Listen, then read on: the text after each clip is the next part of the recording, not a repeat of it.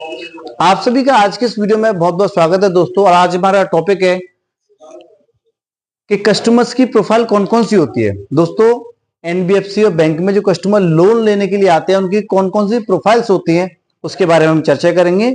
और ये वीडियो लोगों के लिए बहुत इंपॉर्टेंट है जो बैंक में काम कर रहे हैं। तो जो लोन बांटने का काम करते हैं उनको समझ में आना चाहिए कि कितने प्रकार के कस्टमर्स होते हैं। तो जनरली आप देखेंगे एक होता है हमारा सैलरीड कस्टमर जिसको तनख्वाह मिलती है।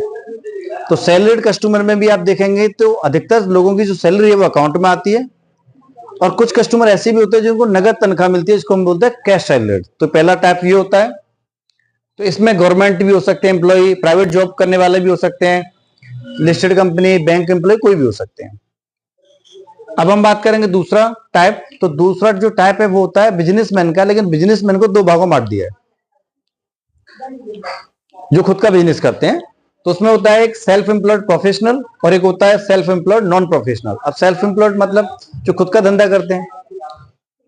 अब डॉक्टर हैं, टीचर हैं, इंजीनियर हैं, सीए, सीएस, आर्किटेक्ट, किसी ने हॉस्पिटल खोल लिया तो उनका खुद का ही काम हो गया।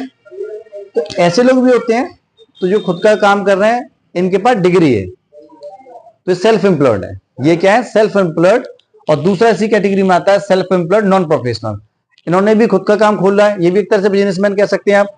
जैसे शॉप, टी स्टॉल, किराने की दुकान, चाय की दुकान, और सलून कह सकते हैं, स्वीट शॉप कह सकते हैं, जूते की दुकान कह सकते हैं, चप्पलों की दुकान कह सकते हैं, या जितनी भी शॉप्स होती है इनको आप बोल सकते हैं।